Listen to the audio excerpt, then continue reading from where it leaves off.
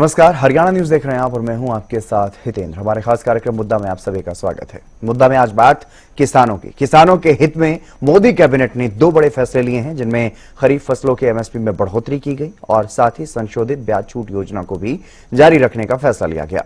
लेकिन इस बार एमएसपी में बढ़ोतरी को लेकर के केंद्रीय मंत्री अश्विनी वैष्णव ने एक बड़ा दावा किया। उन्होंने कहा कि सीएससीपी की सिफारिशों के आधार पर एमएसपी तय किया गया, जिसमें बड़ी बात यह है कि लागत के हिसाब से कम 50% का मार्जिन सभी फसलों में तय किया गया है, जो कि किसानों की बड़ी मांग भी रही है।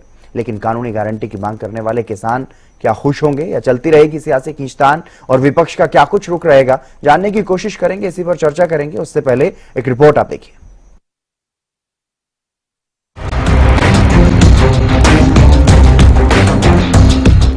मोदी कैबिनेट ने खरीफ की फसलों का एमएसपी बढ़ाने का फैसला लिया है। इस बारे में केंद्रीय मंत्री अश्विनी वैष्णव ने जानकारी दी। पिछले साल की तुलना में एमएसपी में सबसे अधिक 820 रुपए की बढ़ोतरी प्रति क्विंटल के हिसाब से रामतिल की एमएसपी में की गई। इसके बाद इसी तरह से 596 रुपए की बढ़ोतरी रागी और 589 रुपए की बढ़ोतरी कपास में की गई। धान में 69 रुपए तो ज्वार में 328 रुपए प्रति क्विंटल के हिसाब से बढ़ोतरी की गई। लेकिन सबसे बड़ी बात यह है कि सीएससीपी की सिफारिशों के आधार पर सभी फसलों में लागत के हिसाब से कम 50% के मार्जिन का दावा किया गया है, जो कि बाजरे में सबसे अधिक 63% तक है। जैसा कि प्रधानमंत्री श्री नरेंद्र मोदी जी ने प्रतिबद्धता दिखाई है किसानों को उनकी कॉस्ट के ऊपर 50% मिनिमम मार्जिन मिले, कम से कम मार्जिन मिले, उसका ध्यान रखा गया है। तो जितने भी क्रॉप्स हैं, हर एक क्रॉप के लिए कॉस्ट से 50% अधिक, कॉस्ट प्लस 50%, इस चीज का ध्यान रखा गया है। सीएससीपी अपना एक बहुत ही कॉम्प्रिहेंसिव स्टडी करता है, जैसा कि आप सब जानते हैं। डिमांड एंड सप्लाई सिचुएशन देखते हैं, ओवरऑल ग्लोबल प्राइसेस देखते हैं, भारत में कॉस्ट कितनी आती है उस सबको देखते हैं। इन सब को देख के रिकमेंडेशन करते हैं। किसानों के हित में सरकार ने एक और बड़ा फैसला लिया है। किसान क्रेडिट कार्ड पर संशोधित ब्याज छूट योजना को भी जारी रखने को मंजूरी दी गई है। बहरहाल किसानों के हित में दो बड़े फैसले मोदी कैबिनेट ने लिए हैं, लेकिन किसानों के मुद्दे पर हमेशा सियासी पारा हाई रहा है। सभी दल किसान हितैषी होने का दम भरते रहे हैं। ऐसे में देखना होगा विपक्षी दलों की तरफ से इस पर क्या कुछ रुख रहने वाला है, और कुछ किसान संगठन भी एमएसपी के मुद्दे पर लगातार संघर्ष कर रहे हैं। ऐसे में देखना होगा कि इन फैसलों के बाद किसानों को कितना लाभ मिलेगा, क्योंकि एमएसपी को लेकर कुछ किसान संगठनों की कई मुख्य मांगे रही हैं, जिनमें एमएसपी की कानूनी गारंटी और C2+50% फॉर्मूले के तहत एमएसपी की मांग की जाती रही है। लेकिन सरकार ने फैसला लिया है सीएससीपी की सिफारिशों के आधार पर। अब देखना होगा क्या एमएसपी की कानूनी गारंटी मांगने वाले किसान भी इस फैसले से खुश होंगे या फिर सियासी खींचतान चलती रहेगी। Bureau report, Haryana news.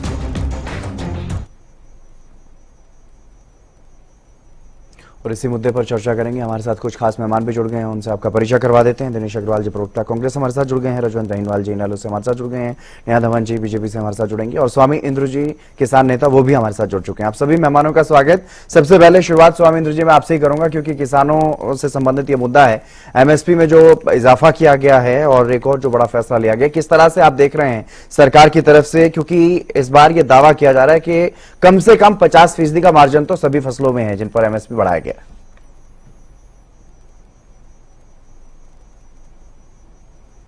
किसानों के लिए संघर्ष कर रहे हैं, और प्रदेश सरकारें हो या केंद्र सरकार हो जी, उनको बार बार हम ये बताने की कोशिश करते हैं कि जो हमारा इनपुट कॉस्ट है, जो हमारे लागत मूल्य है, वो कई गुना बढ़ चुकी है।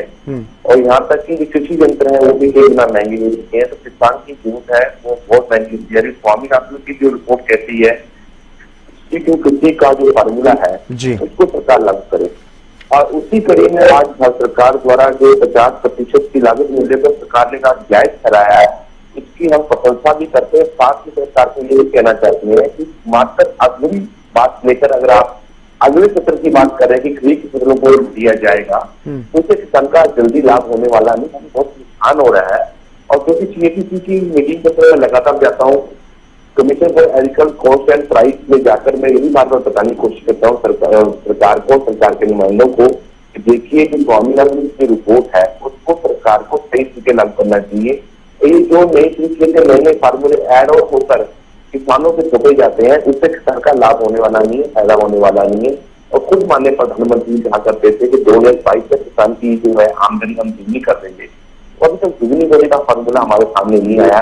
जब तक सरकार 50 का फार्मूला लागू नहीं करती, तो मैं समझूंगा ये जो सरकार की तरफ राहत मिली है, ये भी एक मात्र राहत बनकर रहेगी। ये बेईमाना काम बनता है। सरकार को पुख्ता तौर पे मजबूत करने से किसानों की मदद करनी होगी। और क्योंकि अभी हम किसानों के साथ संवाद के अंदर के अंदर कृषि मंत्री शिवराज सिंह जी से मिलने गए थे, वहां उनको मिले और सिंधु के जल योजना के सरकार को हमने काफी मात्र स्थगित न करके इसको निरस्त किया जाए और भारत के किसानों को, क्योंकि इनपुट कोस्ट हमारी सबसे ज्यादा पानी के पर आती है। और हरियाणा, पंजाब, उत्तर प्रदेश, मध्य प्रदेश, छत्तीसगढ़ और गुजरात के किसानों को ये लाभ मिलेगा। अगर किसी हमारी जो नदियां पाकिस्तान हो जाती है, उन नदियों का पानी डाइवर्ट कर उनको चैनलाइज कर भारत के किसानों को दे दिया जाए, तो हरियाणा, पंजाब का जो एक्सपोर्ट का मुद्दा है उसको ही कहीं ना कहीं विराम मिलेगा। और बहरहाल सरकार की मैं यहाँ पर प्रशंसा भी करता हूँ, साथ साथ सरकार की सिंचाई करने से पीछे नहीं दूंगा। ये आपने मेरी बात को देखकर समझ लिया होगा। जी, चलिए, बहुत शुक्रिया हमारे साथ जुड़ने के लिए स्वामींद्र जी, आपने अपनी बात रखी है। और हमारे साथ और बाकी मेहमान भी हैं। दिनेश अग्रवाल जी, किस तरह से देख रहे हैं विपक्ष, बतौर विपक्ष आप किस तरह से इस फैसले को देख रहे हैं? क्योंकि सरकार की तरफ से बड़ा दावा किया जा रहा है कि 50% तो कम से कम मार्जिन हर फसल में है और इसमें 63 से ज्यादा तक भी मार्जिन जो है वो रखा गया है।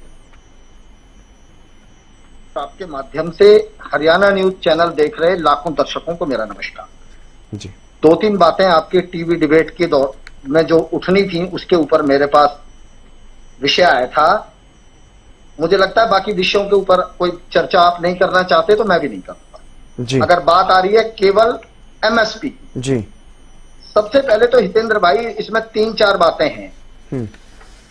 आप मुझे एक चीज बताइए कि जब सरकार संविधान के अंदर कानूनों में बदलाव करती है, अध्यादेश लाकर करती है, संसद का सत्र बुलाकर करती है, कानूनों में बदलाव होते हैं।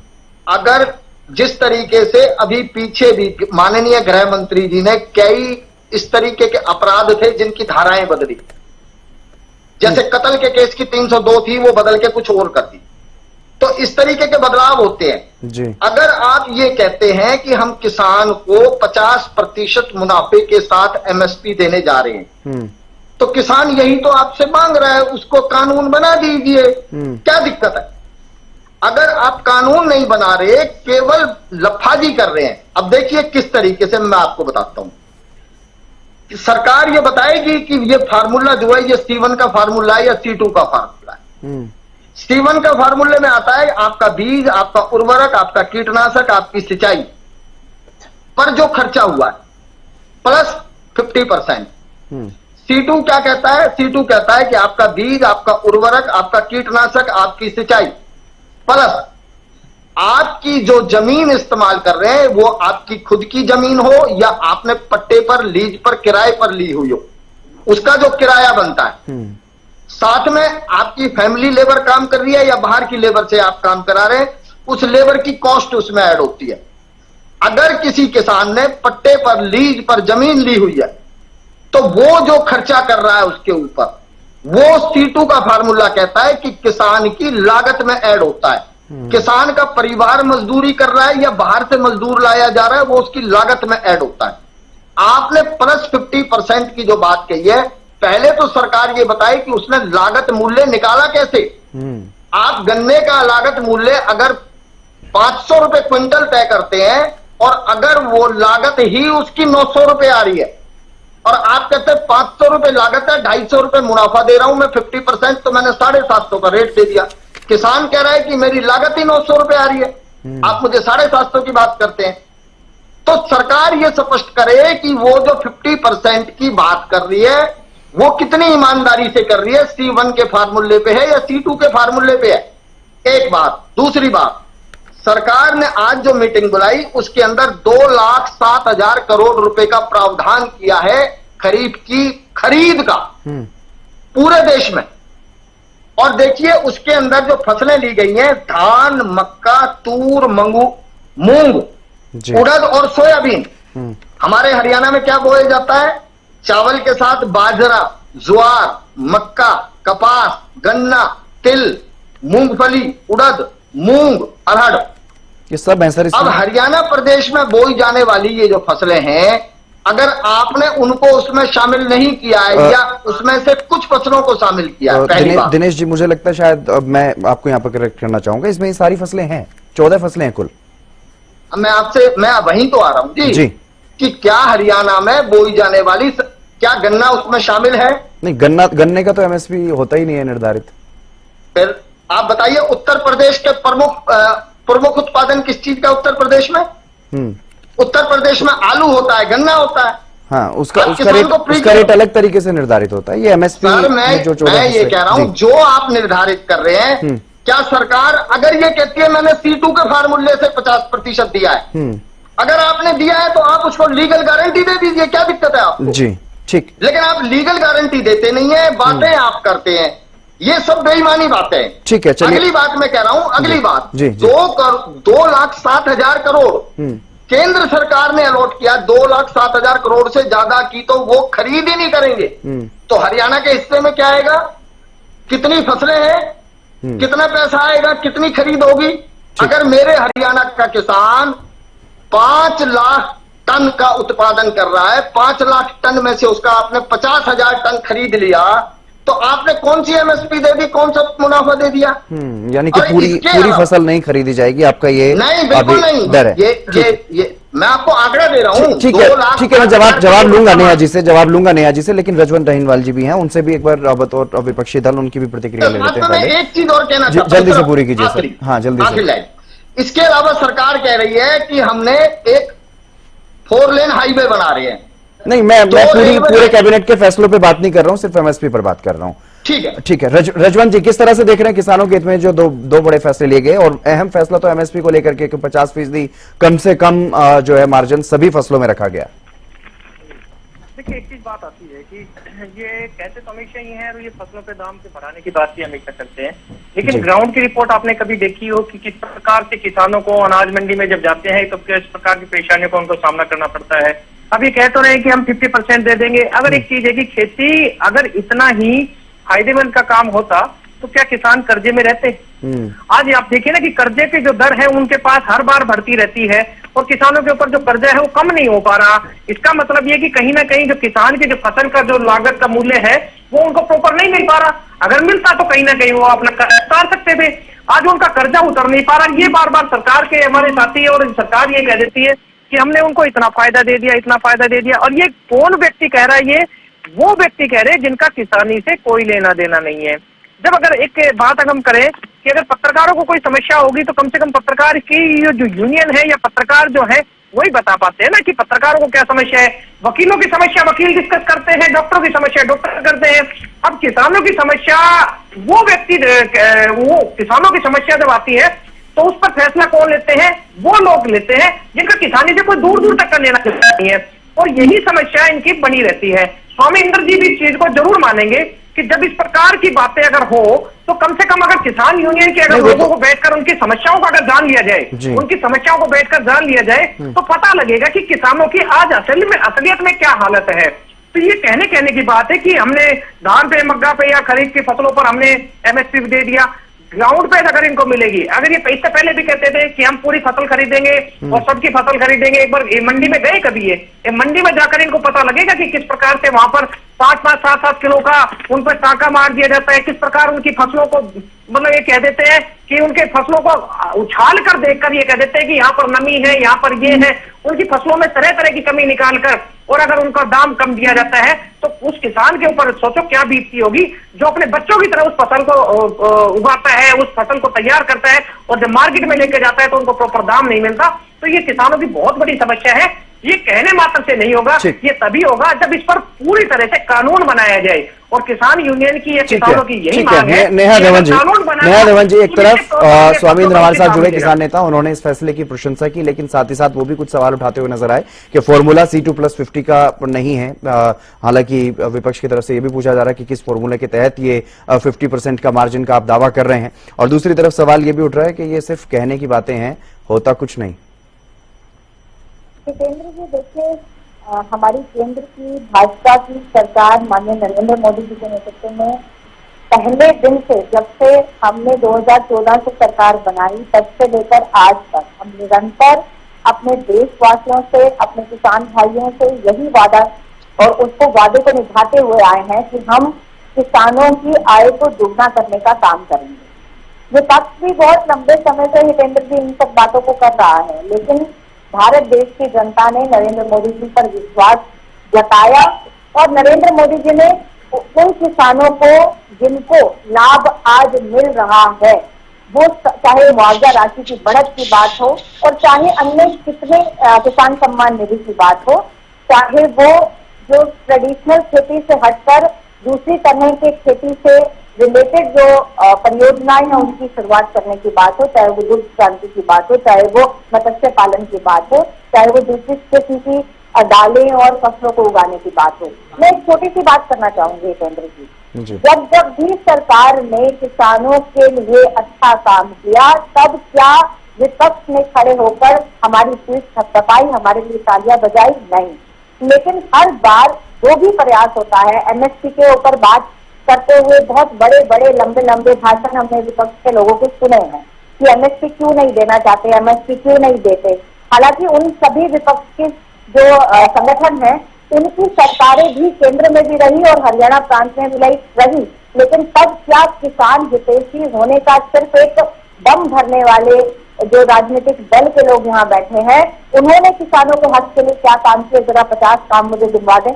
आज मैं एक बात बताना चाहती हूँ कि चाहे वो खरीफ की फसलों को लेकर एमएसपी की बात हुई हो, हमने प्रयास किए हैं स्टेप बाय स्टेप किसानों को सुविधाएं मुहैया कराने का, और ये भी उसी का एक परिणाम है, उसी तरफ बढ़ाया हुआ एक कदम है। एक साथ चुटकी बजाकर काम करने की जो बात है, ना तो वो कांग्रेस ने कभी दिखाई थी आज तक देश से आजाद होने के बाद, और ना ही आईएनएलडी के प्रवक्ता यहाँ बैठे हैं। तो ये बता दीजिए कि हरियाणा सरकार ने चुटकी बजाकर आईएनएलडी ने क्या काम किया था? आज अगर भारत की सरकार, हरियाणा की सरकार हरियाणा और देश के किसानों के लिए कोई स्टेप उठा रही है, अभी तो आज अनाउंसमेंट हुई है, अभी तो आज ये कैबिनेट में मंजूरी प्राप्त हुई है इस पर। और दूसरी बात मैं यहाँ पे आपका ध्यान जरूर दिलाना चाहूंगी हितेंद्र जी, यहाँ पर बैठे लोग किसानों के बड़े हितैषी बन रहे हैं, बोलते हैं कि किसानों की समस्याओं को किसान ही हल करते हैं। आपको क्या लगता है भाई साहब कि कोई भी सरकार ऐसे कागजों या ऐसी बातों के बल पर चलती है क्या? आज किसानों के लिए जो भी हितकर फैसले लिए गए हैं, क्या उसमें एक्सपर्टीज नहीं होगी? क्या आप देश के इतने बड़े संस्थान को चलाने वाले लोगों की एक्सपर्टीज को नहीं मानते? जब इनेलो की सरकार थी हरियाणा में या कांग्रेस की सरकार हरियाणा और देश में थी, तब क्या सरकारी फैसले आप लोग कैसे लेते थे? आप लोगों की जो कैपेसिटी है उस पर प्रशिक्षण किसने लगाया? सरकार की कैपेसिटी पर प्रशिक्षण किसने लगाया? आप बात कर रहे हैं कि किसान नहीं है, कभी खेत में नहीं गए हैं। रजवंत जी और अग्रवाल जी, आप कभी खेत में गए हैं? आप बात कर रहे हैं यहाँ पर बैठकर। नेहा जी ठीक है, सियासत तो चलती रहेगी, लेकिन सवाल यहाँ पर ये है, क्योंकि किसान भी लगातार मांग करते रहे हैं कानूनी गारंटी की, क्योंकि एक बजट भी निर्धारित किया गया है, उसी के तहत तो फसल खरीदी जाएगी ना, तो उसमें पूरा दायरा तो कवर होता नहीं है। हितेंद्र जी, आप और मेरे दोनों साथी यहाँ बैठे हैं, इनकी सरकारें भी रही हैं। हम ये बात जानते हैं कि एमएसपी का निर्धारण करना पूरे देश भर के किसानों के लिए, जहाँ पर ज्योग्राफिकल कंडीशंस अलग है, एनवायरमेंटल कंडीशंस अलग हैं, और जो आपातकालीन स्थिति एनवायरमेंटल रहती है वो सब जगह की अलग अलग रहती है। मानसून कब आ रहा है, कब नहीं आ रहा है, फसल कैसी होगी, बीज कैसा बोया, उस बेसिस के ऊपर एमएसपी निर्धारित करना टेक्निकल पॉइंट पर बहुत मुश्किल है। लेकिन खरीफ की फसलों की एमएसपी का जो भी फॉर्मूला अभी आपके सामने आएगा, हमने उसका कोई ना कोई रास्ता निकालने का काम किया है, और उस रास्ता निकालने की ये जो हमने जो स्टेप आगे किया है, इसका अप्रिसिएशन जरूर होना चाहिए, इस पर संदेह नहीं होना चाहिए। आज विपक्ष क्या भूमिका में आ चुका है हितेंद्र जी कि कोई भी काम सरकार कर रही है तो उसको संदेह की दृष्टि से देखते हैं, चाहे वो कोई भी काम हो। अभी मैं ऑपरेशन सिंदूर की बात करूंगी तो मिट्टी लग जाएगी, लेकिन कोई भी काम जो भारत की सरकार कर रही है अपने देशवासियों के लिए, उस पर संदेह की दृष्टि दिनेश जी, आप लोग सिर्फ विपक्ष में होने के नाते सिर्फ संदेह की स्थिति जो है वो पैदा कर देते हैं, किसानों के मन में भी इसी तरह का भय आप पैदा कर देते हैं, ये आरोप बीजेपी की तरफ से लगाया जाए।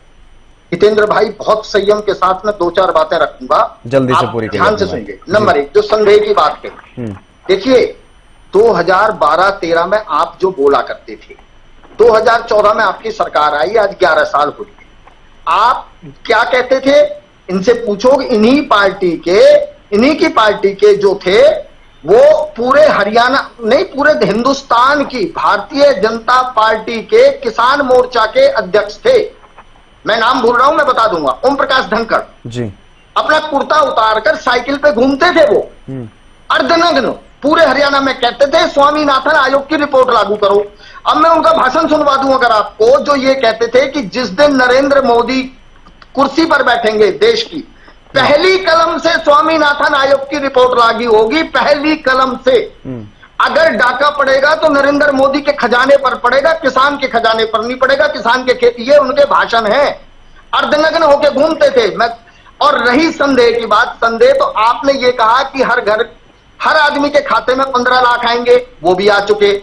आपने कहा हर साल देश में 2 करोड़ नौकरियां देंगे, 22 करोड़ नौकरियां आपने दे दी। आपने कहा हर स्थिर को 2024 तक छत मिलेगी, वो आपने सबको दे दी। आपने कहा 2022 तक किसान की आय दोगुनी करेंगे, वो भी आपने कर दी। आपने कहा कि अपराधी जेल की सलाखों के पीछे होंगे, पुलवामा के, पहलगांव के सारे अपराधी जेल की सलाखों के पीछे हैं। आपकी कथनी को देश देख रहा है, आपकी करनी को देश देख रहा है।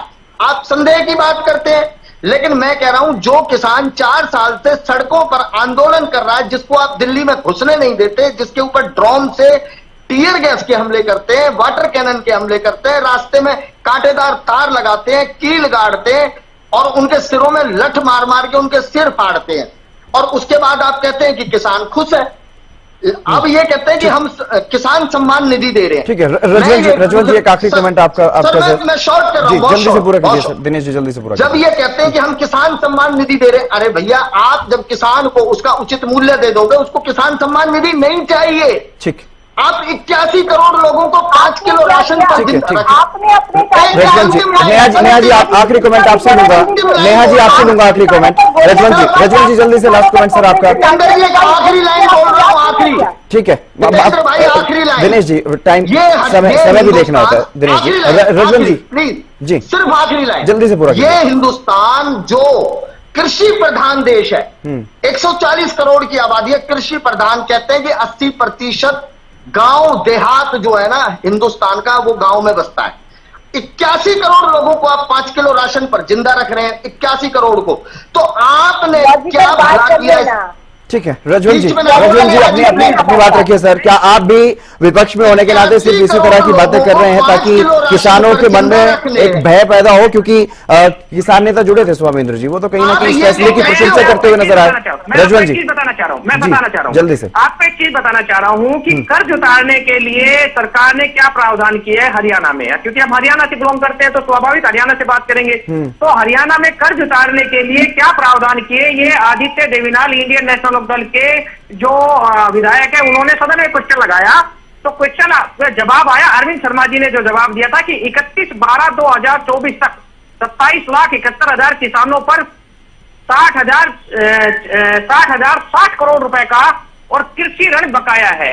अब जब इतने ही अगर इन्होंने काम किए थे तो ये 31/12/2024 तक का डेटा सदन में दिया गया था, विधानसभा में दिया गया था, उसका है 60,060 करोड़ रुपए का ऋण बकाया है। दूसरी, नेहा दमन जी जो हिसार जिले से आते हैं, इनको एक चीज बताना चाहूंगा कि सबसे ज्यादा जो कर्जदार किसान है वो हिसार के हैं, और वो कितने हैं 2,68,227 किसानों पर 5873 करोड़ रुपए का कर्जा केवल और केवल हिसार में है। और सिरसा जो सबसे ज्यादा कर्जदार है वो कहते हैं कि 61,2 करोड़ रुपए का कर्जा 2,07,517 किसानों पर कर्जा है। अगर जब इतने किसानों पर इतना कर्जदार है यो कर्जा है, तो ये कैसे कह सकते हैं कि हमने किसानों की आमदनी को दुगना कर दिया? और अगर आमदनी को दुगना कर दिया तो ये कर्जा कैसे बकाया है? नेहा जी आखिरी सवाल आपसे। आय दोगुनी करने का दावा था मोदी सरकार का, लेकिन अब 2025 चल रहा है, आय उस हिसाब से दोगुनी भी नहीं होती हुई दिखाई दे रही है, और किसान इसीलिए कहीं ना कहीं लगातार मांग भी कर रहे हैं कि कम से कम एमएसपी पर गारंटी कानून तो दे दो। देखिए जितेंद्र जी, आय दुगनी होने के मैं आपको कुछ बात बताती हूँ कैसे आय दुगनी हुई। जल्दी से अपनी बात। सबसे पहले बिल्कुल जल्दी बात रखेंगी। हरियाणा सरकार ने, आप जानते हैं, देश का पहला हमारा राज्य बना जिसने 24 फसलों पर एमएसपी देने का काम किया। और पिछले कितने वर्षों से आपके सामने है जो फसल उठान पिछले दिनों हो रही है वो सब एमएसपी पर हो रही है। यहाँ से हमारा फैसला शुरू हुआ, उसके बाद मुआवजा राशि को 15,000 रुपए प्रति एकड़ ले जाने की बात। क्या इससे पहले की सरकारें, चाहे वो इनेलो की रही चाहे वो कांग्रेस की रही, उनके समय में मुआवजा चंद रुपयों में था, चंद रुपयों में, और हमने उसे 15,000 रुपए दिया, उससे उनको फायदा हुआ। तीसरी बात, जो ब्याज दरें थी वो हमने पहले से कई गुना कम की किसानों को ब्याज देने के लिए। जिन ऋण की ये बात कर रहे हैं, तो मैं आपके सामने एक लॉजिकल बात रखती हूँ, एक ही लाइन में मेरी बात का उत्तर आपको समझ आ जाएगा। क्या ये ऋण किसानों ने जो लिया वो कब लिया, ये आपको चेक करना चाहिए। दूसरी बात, ब्याज की दरें पुरानी सरकारों के समय में उनकी कितनी थी, जिस पर आउटस्टैंडिंग किसानों पर कब से खड़ी हुई है, वो आपको चेक करना चाहिए। तीसरी बात, किसानों के जो बिल माफ कर दिए जाते थे, ऋण माफ कर दिए जाते थे, वो जो एक पैटर्न चला आ रहा था कांग्रेस और इनेलो के समय से कि जब भी चुनाव आएंगे उससे पहले आप किसानों के ऋण माफ कर देंगे, जिससे कि राज्य और देश को नुकसान होता था, वो भारतीय जनता पार्टी की सरकार के समय में बंद हुआ।